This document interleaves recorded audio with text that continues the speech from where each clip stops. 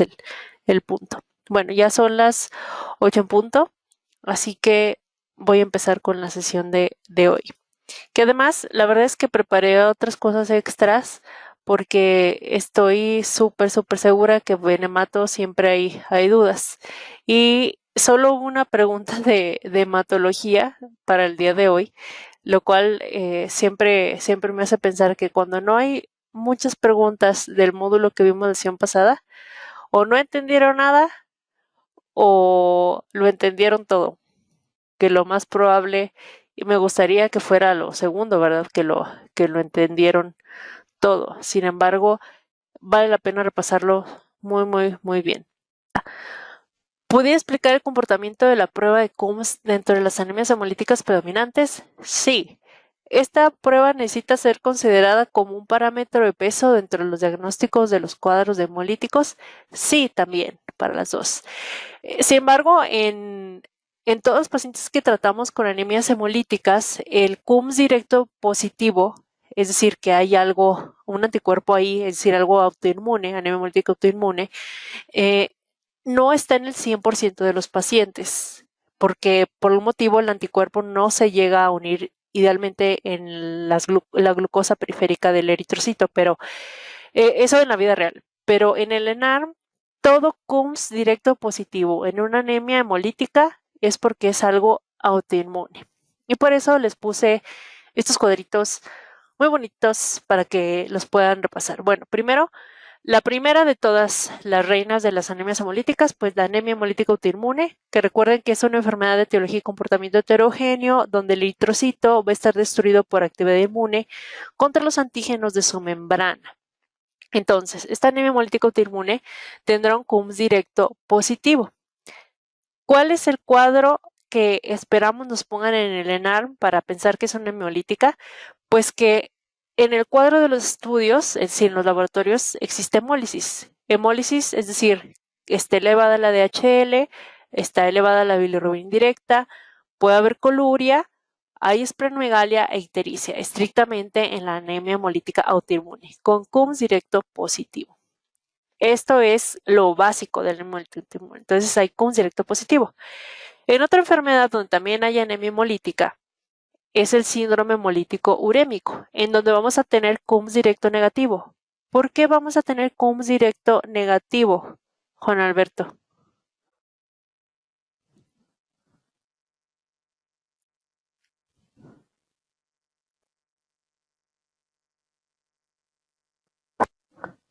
Doctora, ¿sería porque no hay anticuerpos? Ajá, porque no es una enfermedad autoinmune. Ajá. No hay Es contra la anticuerpos. bacteria, ¿no? O sea, contra la enterotoxina de la bacteria. Sí, exactamente, contra la toxina Shiga. Y esa toxina Shiga causa una anemia hemolítica microangiopática y es una enfermedad no autoinmune. Como pregunté el sábado pasado, ¿te acuerdas, Miroslava, cuáles eran otras dos enfermedades con anemia hemolítica autoinmune, además del síndrome hemolítico urémico?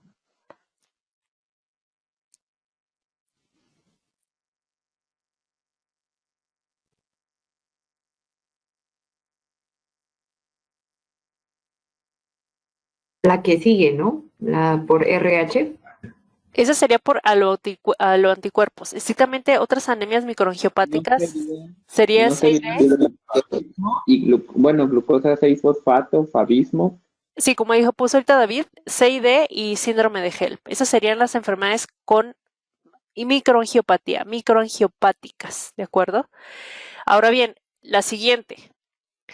Otra enfermedad que es aloinmunización, que como bien decía Miriam el sábado pasado, pues esto es de alo humano, ¿verdad? Aloinmunización RH, diferencia a autoanticuerpos, ¿verdad? En la aloinmunización RH, recuerden que vamos a tener los siguientes escenarios que les van a poner el examen. Les van a poner que tiene una paciente embarazada que es RH negativo y que el papá es RH positivo. Está embarazada y entonces se le tiene que hacer Coombs indirecto a la mamá, idealmente hacia la semana 28 de gestación. El primer test para ver con el Coombs indirecto si la paciente está aloinmunizada o sensibilizada. Tengan mucho cuidado porque es Coombs indirecto a la mamá, porque buscamos aloinmunización RH con repercusión al bebé, en donde al bebé sí le hacemos CUMS directo, pero cuando nace. Me voy a regresar a la anemia autoinmune hemolítica. Se hace CUMS directo positivo, porque el anticuerpo es al eritrocito de la paciente o el paciente en cuestión. Pero en la aloinmunización se hace CUMS indirecto porque se busca de manera indirecta que se hayan formado los anticuerpos en los eritrocitos, tanto del bebé como de la mamá, y entonces saber si le damos o no la inmunoglobulina anti-D. Ahora, ¿qué sucedería si el CUMS indirecto de la mamá no sale positivo? Quiere decir que la paciente ya está inmunizada, ya está sensibilizada y ya valió gorro, y entonces no le podemos poner la inmunoglobulina anti-D porque ya está sensibilizada, es decir, ya no podemos prevenir nada. ¿Cuál es el paso a seguir? Se vigila el embarazo buscando anemia fetal con ultrasonido, con Doppler, para ver la velocidad de la perfusión de la arteria cerebral media del feto. De esa manera se busca de manera indirecta la anemia fetal. Pero ¿qué sucedería si la mamá tiene un CUMS indirecto negativo? Es decir, no está sensibilizada, no está aloinmunizada. Entonces, como todavía no está sensibilizada, todavía no está aloinmunizada, pues la protegemos y le administramos su inmunoglobulina anti-D o ROGAM, que es el nombre comercial. Bueno, cuando nace el bebé, se le hace al bebé su CUMS directo, y si ese CUMS directo en el bebé sale negativo, le ponemos la inmunoglobulina anti-D, no al bebé, a la mamá, ¿de acuerdo? Al bebé nunca se le pone la antiinmunoglobulina. Si el CUMS directo del bebé sale positivo, no le ponemos la dosis a la mamá, ¿de acuerdo? Siempre se deben de poner 2 dosis e idealmente en la vida real, cuando salió el CUMS indirecto de la paciente, en este caso CUMS directo negativo, también se espera que el bebé salga con CUMS directo negativo. ¿De acuerdo? Las contraindicaciones para poner la inmunoglobulina anti-D es que el bebé al nacer sea RH negativo, es decir, del mismo tipo de la mamá. Ajá. O bien, aunque independientemente del RH que sea, que el CUMS directo sea positivo. Como es positivo, ya está inmunizada y ya no se pone absolutamente nada, ¿verdad? Bueno, a ver, como dice Ramón, yo me lo aprendí así: si es a la madre es CUMS indirecto porque busca anticuerpos y el bebé es directo porque busca hemolisis en el bebé. Sí, es correcto. Así tal cual. Ahora, ¿qué sucedería si les ponen en el examen que la mamá es RH negativo y el papá no saben?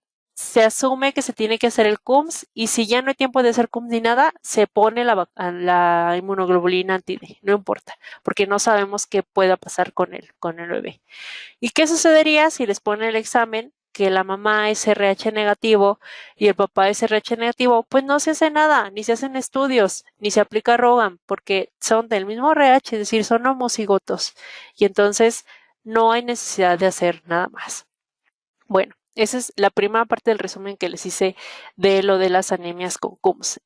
Acotando, anemia hemolítica autoinmune. Como es autoinmune, va a ser un CUMS directo positivo y vamos a tener hemólisis, elevación de HL, bilirrubina indirecta, colores, splenomegalia, ictericia. En el síndrome hemolítico urémico, que siempre deben de pensarlo en un niño que tenga hipertensión, que tenga hemólisis, es decir, de elevación de HL, bilirrubina indirecta, ictericia, que no es autoinmune y tiene una anemia hemolítica microangiopática, va a tener un CUMS directo negativo porque no es una enfermedad autoinmune. Y en la aloinmunización RH, a la mamá se le hace CUMS indirecto y al bebé se les hace CUMS directo. Si los dos son homocigotos, no se hace nada porque pues no hay peligro en absoluto para que puedan reproducirse. Bueno, luego les hice varios cuadritos más. La distinción de las anemias hemolíticas en destrucción extravascular y destrucción intravascular, porque según el sitio donde se destruyan, el frotis de sangre periférica va a darnos células distintas, esferocitos o esquistocitos. No se confundan con la esferocitosis hereditaria, porque en la esferocitosis hereditaria, que si bien también es una enfermedad por defecto de la membrana de la anquilina y la espectrina, esos, independientemente de su evolución, van a tener esferocitos. Pero en las anemias hemolíticas de destrucción extravascular va a haber esferocitos y va a haber hemólisis, es decir, DHL elevada, bilirrubina indirecta elevada, coluria, bla, bla. y el CUMS positivo. ¿Cuáles serían estas enfermedades? La anemia hemolítica autoinmune, que acabamos de ver en el cuadro previo, la anemia hemolítica por criaglutininas, es decir, el cuadro comparativo que vimos de los anticuerpos fríos y los anticuerpos calientes, y la anemia hemolítica por anticuerpos calientes. Todas estas que dan hemólisis autoinmune o por creaglutininas, anticuerpos fríos, o por los anticuerpos calientes, van a tener CUMS positivo, estas tres, y si hacemos un frotis vamos a ver esferocitos. A diferencia de las que se destruyen de manera intravascular, es decir, dentro del vaso, en donde se van a ver, en vez de esferocitos, esquistocitos, que yo siempre les veo forma de como de dinosaurio o de galletas de animalitos que no sabes si este es una vaca, o si este es un becerro, o este es un gallo, o este es el perro, o qué, porque no tienen forma estricta, ¿verdad? Y entre más chafas las galletas de animalitos, menos se distinguen. Y estas enfermedades anemias hemolíticas con destrucción intravascular van a tener hemólisis, pero CUMS negativo. ¿Como cuál? La hemoglobinuria paroxística nocturna y el CID, ¿de acuerdo? Y el CID además es microangiopática. ¿Qué otras enfermedades de las anemias hemolíticas que estudiamos son CUMS negativo? Pues la deficiencia de glucosa 6-fosfato deshidrogenasa, que recuerden que esta es la enzimopatía que da anemia hemolítica más frecuente, la hemoglobina S, que es una alteración en la mutación estructural de la hemoglobina, la esferocitosis hereditaria, donde hay un defecto de membrana por defecto de la anquilina y la espectrina, y defecto que lleva a que en el vaso se lisen los eritrocitos, y por eso exista que hay un vaso que puede estar agrandado y el paciente pues no tenga una buena función general, es decir, puede también tener hemólisis. Es decir, en resumen, las anemias hemolíticas que van a tener CUMS positivo es la hemolítica autoinmune, la de criaglutininas y la de anticuerpos calientes. Y ya, no hay otra, fin de la historia, nada más esos. Y van a tener esferocitos en el frotis. Y las que tendrán destrucción intravascular con esquistocitos y que tienen CUMS negativos es la hemoglobina paroxística nocturna y la CID, ¿de acuerdo? Bueno, estrictamente en la destrucción extravascular, la destrucción pues ocurre en los eritrocitos que están opsonizados por el complemento de los anticuerpos y entonces se destruyen totalmente. Y por su parte, pues en el área de destrucción intravascular es, como les decía, dentro del vaso. Si ustedes se quedan con esta imagen como de dinosaurio o de las galletas de animalitos, les voy a poner la siguiente imagen, en donde si les ponen frutis así y se siguen imaginando las galletas de animalito o el dinosaurio que les puse previamente, vean, esta tiene forma como de dinosaurio, esta tiene forma de una vaca de galleta de animalito y aquí abajo está con un gallo de galleta de animalito. Obviamente pues estoy inventado en verdad, porque pues no tiene una forma específica. Aquí también tiene forma de galleta de animalito y aquí también, o de dinosaurio. Estas cosas amorfas que parecen galletas de animalito o que parecen dinosaurios, sobre todo esta, son esquistocitos y se los ponen en el examen. Esquistocito es igual a anemia hemolítica con destrucción intravascular, es decir, CID, hemoglobina paroxística nocturna, incluso el síndrome hemolítico urémico también les puede dar esquistocitos. Bueno, y luego me inspiré y les hice otros cuadritos. ¿Sí, dime? Doctora, ahí entraría, por ejemplo, es que no recuerdo si venía así en el manual que decía que extravascular era cuando era de origen en vaso e intravascular, pues ya la lisis dentro de, pues, del torrente, ¿no? Es También se correcto. clasifica. Ajá, Ok. es correcto. Así es. Por eso les puse en el cuadrito otro aparte, ¿no? Este de abajo, por ejemplo, es por esto es hereditaria que esta se lisa en el vaso. Y miren, la destrucción extravascular estrictamente sería fuera del vaso, directo en el eritrocito, ¿no? Estas. La intravascular estrictamente sería en el vaso sanguíneo, como la CID y la hemoglobina paroxística nocturna. Y las demás que pueden ser por enzimas o por mutaciones o por defecto de membrana porque se lisan en órganos como en el vaso, son como que también extravasculares, pero con una fisiopatología distinta. Es decir, estas son extravasculares, pero estas se lisan en el vaso. La hemoglobina S, por su estructura mutada, pues se va a lisar también fuera del vaso. Y la deficiencia de glucosa fosfato deshidrogenasa, como es enzimopática, también fuera del vaso. Es decir, entrarían en las extravasculares. Bueno, y acá les divido ahora las anemias en el tamaño de la célula y ciertas características. Por ejemplo, Cuando les pregunten una anemia de enfermedades crónicas, como la segunda pregunta de hoy, siempre les van a poner una biometría hemática con una hemoglobina que les marque que está descendida, pero con un volumen corpuscular medio normal, que recuerden que lo normal es de 80 a 100. Y como es normal, está la célula de tamaño normal, es decir, normocítica. ¿Qué van a encontrar en los estudios de laboratorio y gabinete de un paciente con una anemia de enfermedades crónicas normocítica? Pues la transferrina va a estar baja y la ferritina va a estar alta o va a estar normal, porque acuérdense que la ferritina pues es un reactante de fase aguda, en donde puede estar normal o alta. Y que además, estrictamente para el ENARM, siempre que les pongan ferritina baja, piensen en anemia por deficiencia de hierro. Ejemplos de anemia de enfermedades crónicas: enfermedad renal crónica y enfermedad intestinal específica como CUSI y Crohn. Dice Miriam que siempre se los imagina como fantasmas, como en los videojuegos. Sí, también, súper buena referencia. Así tal cual también se pueden ver los esquistocitos.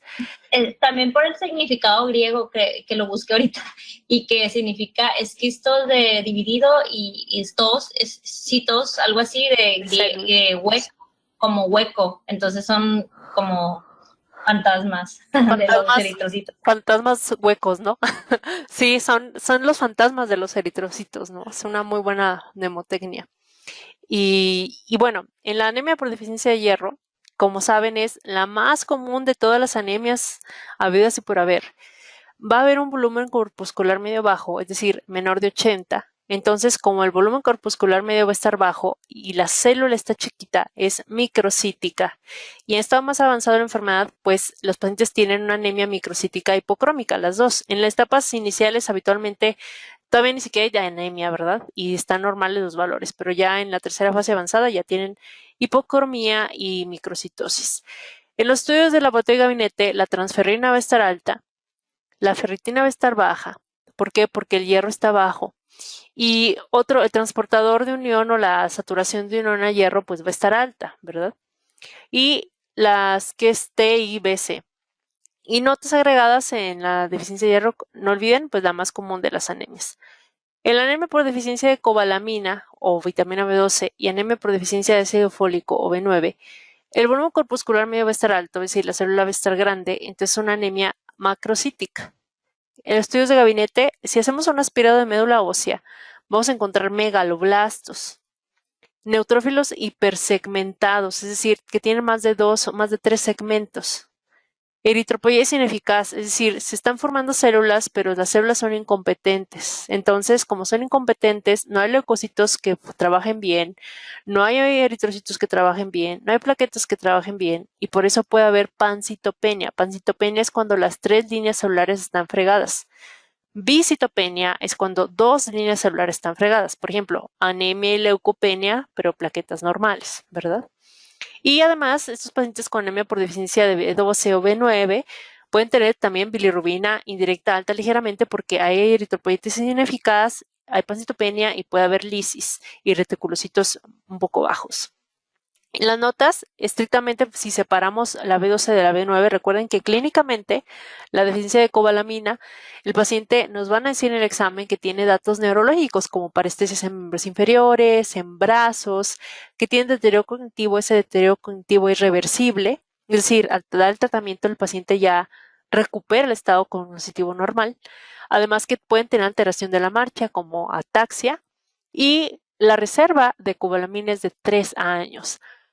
En cuanto a la deficiencia de vitamina B9, es la que más rápidamente se acaba porque su reserva es menor, es de 3 a 4 meses y en sí, datos clínicos no hay estrictamente, sino la repercusión en el embarazo como repercusión fetal de afecciones del tubo neural, es decir, anencefalia, etcétera, etcétera. Y por último, en la talasemia beta, que también se le llama enfermedad de Coley o beta mayor, porque recuerden que hay muchas talasemias, y simplemente en estas vamos a tener un volumen corpuscular medio muy bajo, menos de 80, menos de 70, y datos de gabinete les van a poner en el examen una radiografía de un niño. Esto tómenlo en cuenta. Cuando sea talasemia y es un cráneo en cepillo, va a ser de un niño, porque pues se presenta entre los 6 8 meses o edades tempranas. Y van a tener además cara de ardilla. Y sus complicaciones, debido a que requieren muchas transfusiones, pues es la hemocromatosis, es decir, la saturación de hierro en su ser. hice otra tabla en donde tenemos para repasar la anemia hemolítica autoinmune. Su célula es ferocitos. ¿Por qué? Porque es una hemólisis extravascular. El CUMS directo va a ser positivo, va a estar la bilirrubina indirecta elevada, la DHL elevada y van a tener coluria. La triada característica de la anemia hemolítica autoinmune es anemia, esplenomegalia y ictericia. La esferocitosis hereditaria, que les digo, no se confundan solo porque tiene esferocitos de anemia hemolítica autoinmune. La esferocitosis hereditaria va a tener en el frotisón esferocitos, ¿verdad? Y en el laboratorio y gabinete hacemos pruebas de los eritrocitos en glucosa, donde esperamos que se lisan, o la mejor prueba, que es poner los eritrocitos en solución hipotónica. Esta es superior a la de glucosa. Esta de solución hipotónica se va poniendo en osmolaridades distintas y se busca también que se lisen los eritrocitos. En cuanto a la esferocitosis hereditaria, recuerden que es la afección membranosa más común de las anemias hemolíticas y se debe a que hay defecto de la anquirina y la espectrina que le ayudan al eritrocito a que sea flexible y que no se quede atrapado en los capilares. Ahora bien, la deficiencia de glucosa 6-fosfato deshidrogenasa es la anemia hemolítica más común por enzimopatía, en donde vamos a tener los cuerpos de Heinz, que son los eritrocitos mordidos, que se queda un cuerpecillo ahí chiquitillo. Y recuerden que para que se acuerden, estos cuerpos de Heinz, ¿de quién son? La H la suplen por S de 6 glucosa fosfato deshidrogenasa. ¿Qué les pasa a los pacientes con deficiencia de glucosa 6-fosfato deshidrogenasa? Pues presentan hemólisis 5 horas a 4 días después con palidez, dolor abdominal y ictericia, después de un evento precipitante. Por ejemplo, estrictamente se llama alfabismo si presentan este cuadro clínico cuando comen habas, lentejas o alcachofas, o cuando presentan este cuadro clínico no se llama alfabismo, pero cuando consumen medicamentos como por ejemplo la dapsona. Y de este cuadro, por último, las anemias hemolíticas microangiopáticas no autoinmune van a tener esquistocitos en su sangre periférica como el síndrome hemolítico urémico, que recuerden siempre buscar antecedente de disentería. Y estrictamente en el síndrome hemolítico urémico, los pacientes van a tener daño renal con oliguria y anuria, hipertensión, DH elevada, bilirrubina indirecta elevada y CUMS directo negativo. Otros ejemplos de anemias hemolíticas microangiopáticas no autoinmunes es el síndrome de HELP y CID, ¿de acuerdo? Se los pongo miles de veces para esperando que sea súper fácil cuando se los pregunten en el examen. Y otra tablita más para no perder el ritmo. Bueno, dudas hasta ahorita, espero que no, ¿verdad? Si no me dicen. En la enfermedad de leucemia linfática crónica hay que hacer diferencial con leucemia linfoblástica aguda, con leucemia mieloblástica, tricoleucemia y mieloma múltiple. Leucemia linfática crónica, no linfoblástica, linfática crónica. La célula estrella es la célula de Gumprecht. Los datos de laboratorio importante, los pacientes van a tener leucocitosis a expensas de linfocitos, es decir, linfocitosis, y van a tener hipogamaglobulinemia, es decir, menos inmunoglobulinas que predisponen al paciente a infecciones. Personas afectadas entre 50 y 60 años de edad. Es la leucemia más común en la edad avanzada, leucemia linfática crónica, células de Gumprecht, que se parecen a unas células como en canasta de básquetbol o en cesta o en jaula de pajarito, ¿de acuerdo? Ahora, leucemia linfoblástica aguda. Afecta a niños y adultos jóvenes, es la leucemia más común, representa el 75% de las leucemias. Y la célula son los blastos. Y recuerden que les decía que parecen como mini pizzitas que son tan chiquitas que solo les cabe una rebanadita de pepperoni. ¿Qué vamos a encontrar en los estudios de laboratorio y gabinete? Anemia, leucopenia y trombocitopenia, es decir, pancitopenia. Sin embargo, pueden tener leucocitosis, pero no van a ser leucocitos normales, van a ser los malditos blastos. Son los blastos que se hacen pasar por leucocitos. Que les digo, en la vida real, cuando tengan una biometría hemática de un paciente con más de 25,000 leucos, más de 20,000 leucos y no tenga datos de infección, es anemia hasta que se muestre lo contrario. Anemia por leucemia linfoblástica aguda, pues. Ahora, la leucemia mieloblástica. La leucemia mieloblástica pues también va a tener anemia, leucopenia y trombocitopenia y puede tener blastos. Sin embargo, lo que nos va a ayudar a distinguirlo, sobre todo en el ENARM, es la presencia de los bastones de Auer o mieloperoxidasa positivo. Con esto es suficiente que se sepan de la distinción entre la linfoblástica y la mieloblástica. Y además de sus representantes, por ejemplo, que la leucemia mieloblástica M4 y M5 son las que infiltran piel y mucosas. La M3 es la que se puede complicar a coagulación intravascular diseminada, que es la promielocítica, y la neumotecnia es de 3 letras, C y D. Y la más común de la leucemia mieloblástica es la M2 madura, que es la más común. Ten cuidado, leucemia mieloblástica aguda es diferente a leucemia mieloide crónica, que vamos a ver ahorita en otra tabla. La tricoleucemia es la más fácil de acordarse porque trico viene de pelitos, eritrocitos con pelos, trico, por eso es hipertricosis, cuando los pacientes tienen hipertricosis porque tienen muchos pelos. Y esos pacientes van a tener esplenomegalia masiva que van a tener plenitud temprana, es decir, saciedad temprana cuando comen. Lo único que tienen que acordarse. Y el mieloma múltiple, pues sus células son las células plasmáticas, que para encontrarlo recuerden que es una imagen con mucha imaginación de un huevo estrellado con una yema periférica y que además en el laboratorio y gabinete vamos a buscar el CRAB. El CRAB, ¿te acuerdas, Carla Yasmin, qué es en mieloma múltiple?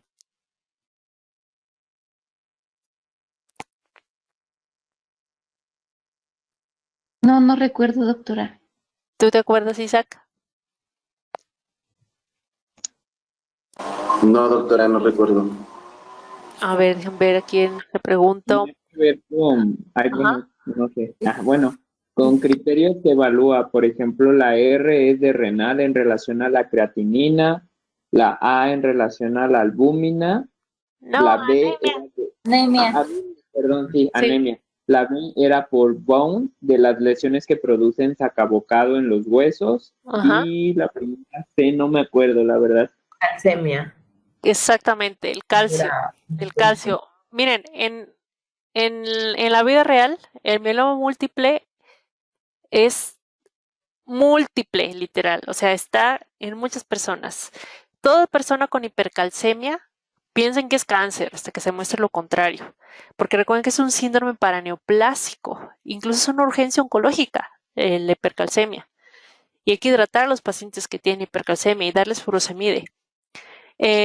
El paciente con mieloma múltiple va a ser aquel paciente que tiene habitualmente más de 60 años, que tiene dolor óseo, que tiene anemia, que le encuentran hipercalcemia. Y lo que más me ha tocado a mí ver en la vida son pacientes que van manejando, van de copiloto, pasan un tope pues en el camino en el auto y tienen dolor en la espalda.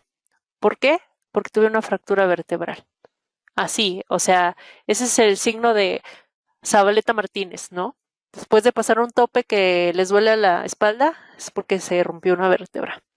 Bueno, ¿qué otras cosas puede haber entonces en mieloma múltiple? CRAB, hipercalcemia, elevación de la creatinina por afección renal, A de anemia y B de bones, es decir, lesiones líticas, el sacabocado.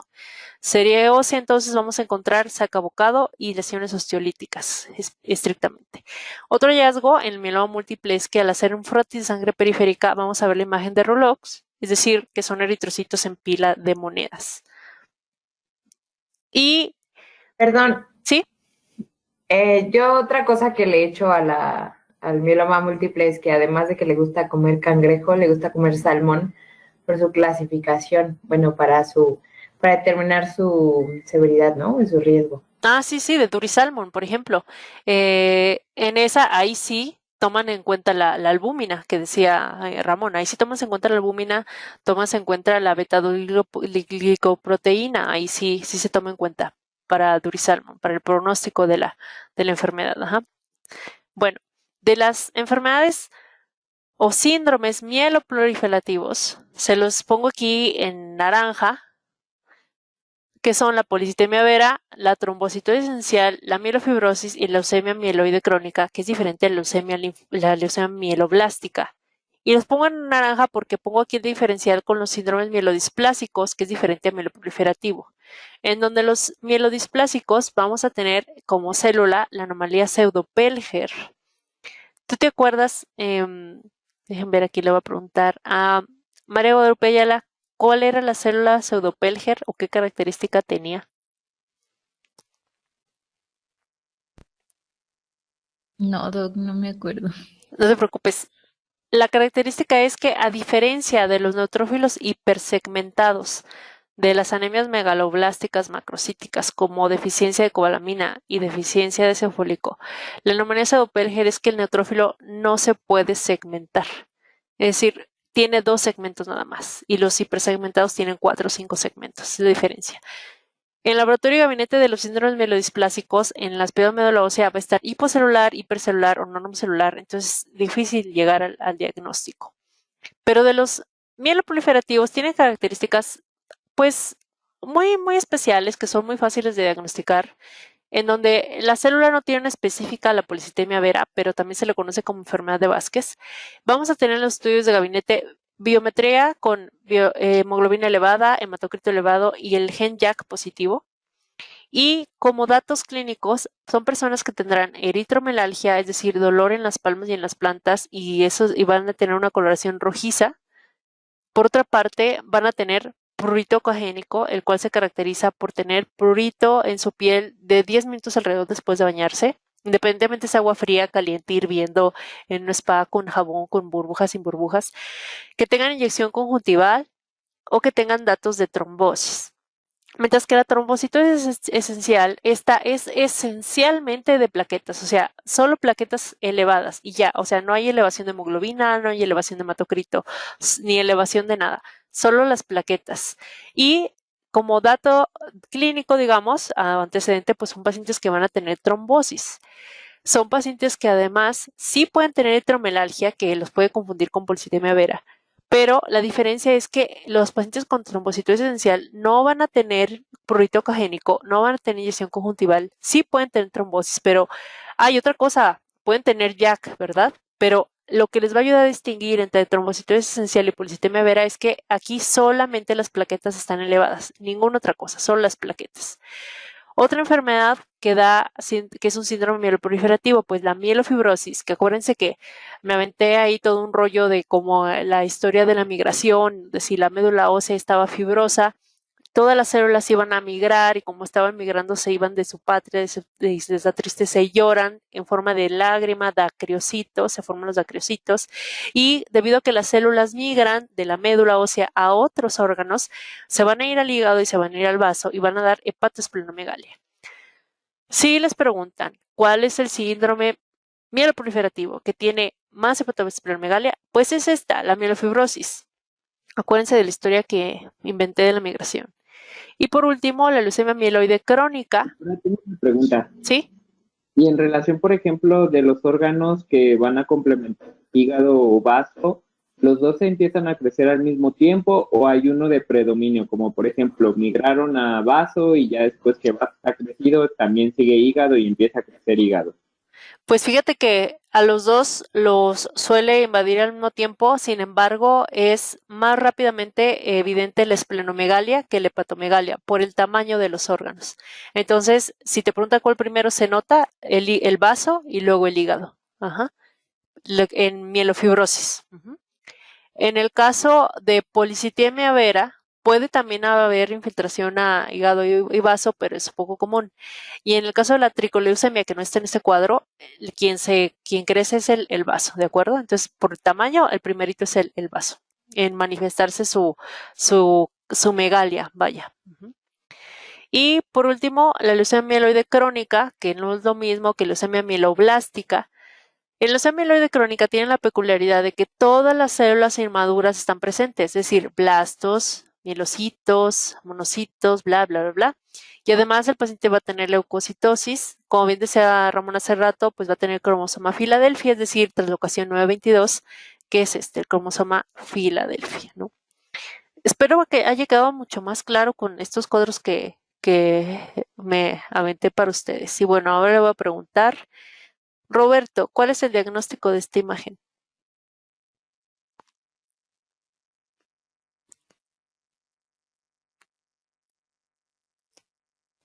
De todas las enfermedades que vimos en hemato, piensa en todas las que les dije qué tipo de células son en los cuadritos previos y trata como de ir descartando en tu mente cuál sí y cuál no es.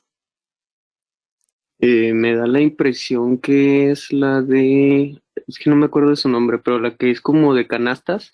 Exactamente. La célula de Gumprecht. Esta es canasta o como reja. Vean cómo está metiendo el balón de básquetbol en la canasta aquí. Y aquí están todas aglutinadas porque son linfocitos aglutinados. Esto, célula de Gumprecht. ¿Y qué diagnóstico es entonces tú mismo, Roberto?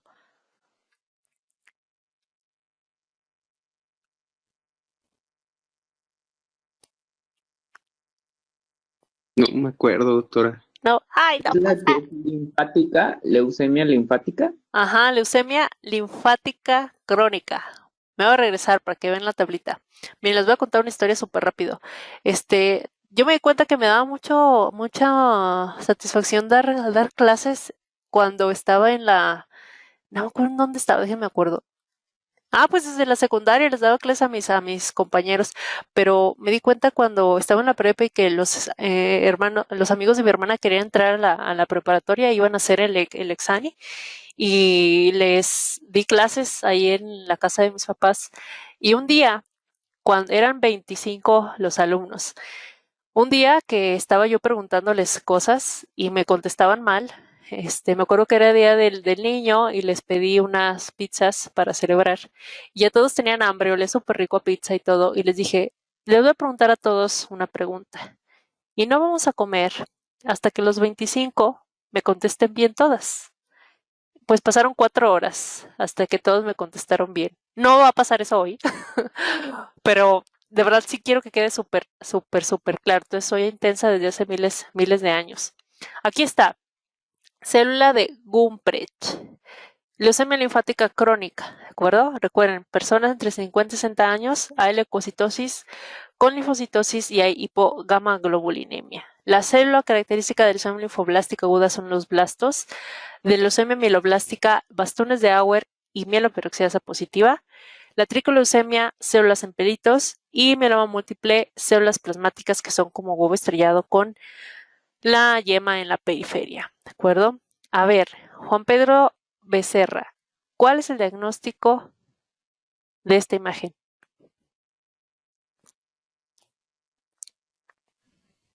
Del cuadrito que acabamos de ver, del cual me regresé, ¿cuál es el diagnóstico?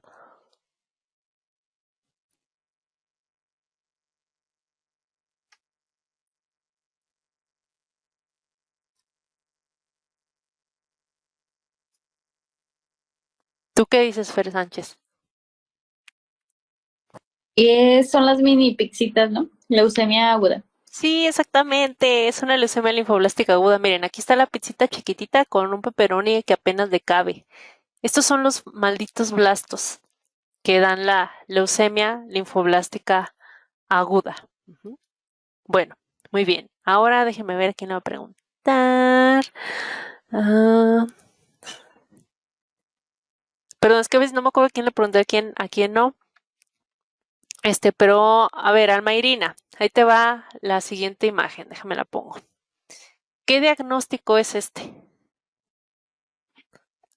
Alerta, no les he ¿Es un puesto huevo esta imagen. estrellado con la yema en la orilla o algo así? Parece, ajá, apenas te iba a decir que es una imagen que nunca les había puesto, pero te voy a dar una pista. No, no es el huevo estrellado, Ok. pero tiene esto que está aquí. Es un Ah, bastón. un bastón de Auer o un bastón por Sí, fierro. sí, bastones de Bastón. Auer, ajá.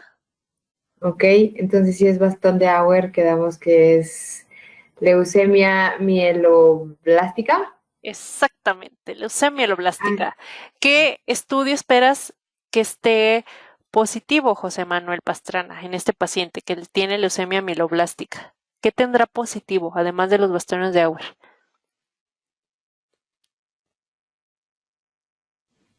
Seguro, doctor, algo de mieloperoxidasa. Exactamente, Sí. mieloperoxidasa. Ajá, muy bien. Y déjeme ver a quién le pregunta la última.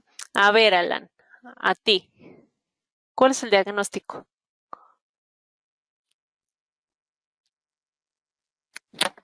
Pues son unos ojos de búho, ¿no? Un linfoma de Hodgkin. Linfoma de Hodgkin. Exactamente. Ujú.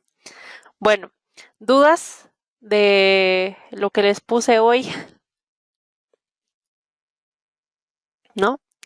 Bueno, ya saben, estudien mucho, sobre todo quienes constantemente han tenido un puntaje menor de 70. Les pido que ahorita, ya sé que tienen muchas cosas que hacer en su universal vida y ocupada vida, pero traten de volver a hacer los exámenes. Miren, aunque hayan sacado 90 o 80 incluso en los exámenes, se van a dar cuenta que si los vuelven a repetir, hay veces en que no sacan la calificación alta. por algún motivo se ponen nerviosos y sacan más baja calificación. Entonces el ejercicio es repitan las preguntas, repitan los exámenes y luego revisen las explicaciones. Eso les va a ayudar mucho a repasar, mucho a repasar, ¿de acuerdo? Y exactamente, unos psicodélico antes de los frotis, pero bueno, por cierto, spoiler alert, el examen que viene son imágenes, muchas imágenes. También hay preguntas, por supuesto, de casos clínicos, pero hay imágenes, porque les ponen imágenes en el ENAR. Y créanme que a mí no me importa si de repente les caigo mal o me odian porque está difícil el examen, no me importa. Lo que me importa es que les vaya bien el examen. Y si soy muy intensa, es con el objetivo de que les vaya mucho mejor. Así que si pueden ahorita, terminando, repitan los exámenes de la materia que más les cae gordo, que más les choca estudiar, que más les choca repasar. De verdad, les va a servir un montón. Sí, como dice Miriam, bajaba a 60 y es porque sienten que no saben, pero sí saben. Es más, les apuesto la cerveza de Ramón a que muchos de ustedes sienten que ya se les olvidó todo lo de reuma, todo lo de neuro, todo lo de pediatría. Y no es cierto. O sea, es algo normal que sucede. No se pongan nerviosos. Vamos a repasar todo lo posible. Yo voy a estar sobre ustedes, pero por favor hagan los exámenes. Y me doy cuenta quién hace los exámenes. Y me doy cuenta cuánto se tardaron en contestar el examen. Así que, por favor, vayan y háganlos. Y yo sigo haciendo muchas preguntas y demás. Así que háganlo de verdad. Se van a acordar de los casos. Y acuérdense que yo confío mucho en ustedes. Ustedes ahora tienen que confiar en ustedes. Así que, bueno, si no tienen ninguna duda, sugerencia, comentario o reclamación, ya pueden irse a hacer los exámenes. Yo estoy buscando la manera de que se quede todo muy claro. ¿Sale? Y todas las sugerencias, comentarios se aceptan. Muy bien. Bueno, entonces, si no hay preguntas agregadas, váyanse por favor a hacer los exámenes. Estudien un montón. Vamos, ya casi estamos en septiembre. Que estén bien. Buenas noches. Curso ENARM Alfil MD Online. Inscríbete y estudia a tu propio ritmo en enarmcurso.com.